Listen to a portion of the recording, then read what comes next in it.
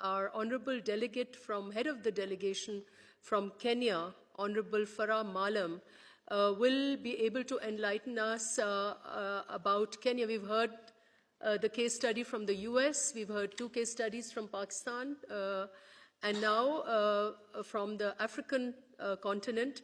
I'd like to invite Honorable Farah Maalim. He's the former Deputy Speaker of the Kenyan National Assembly. He's an advocate, former advocate of the High Court, present advocate of the High Court, and he is an expert in the constitutional law.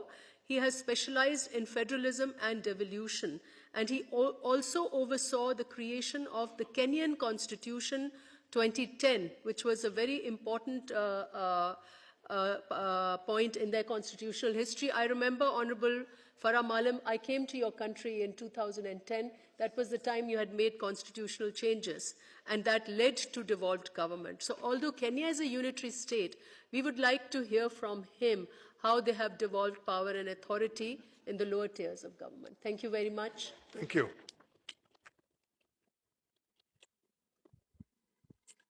Thank you. Assalamu alaikum wa rahmatullahi wa barakatuh.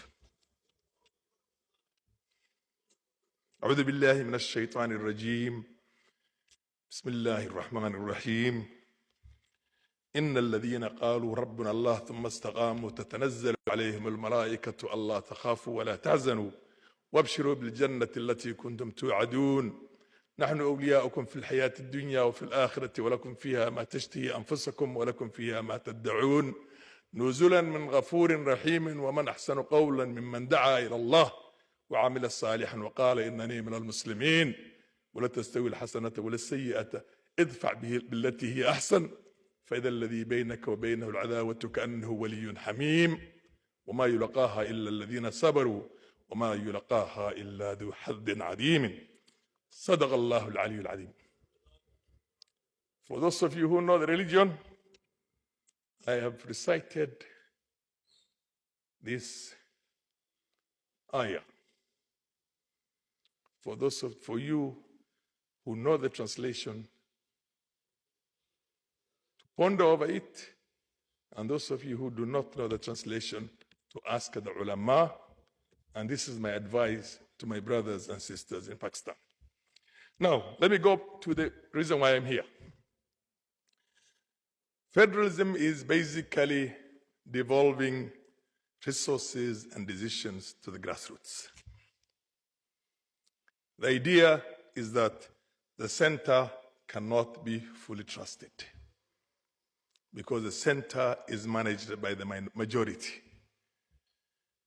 And because in a democracy you have differences in political persuasions, in supports, the center can always starve the areas that did not support them in the elections.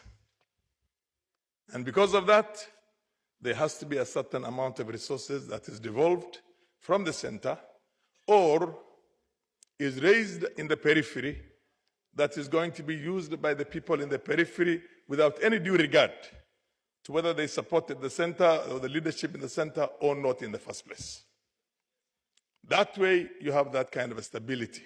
People don't have to fight to death over who controls the country, who becomes the president or who becomes the prime minister. Now, I was taken very much by my brother from Balochistan.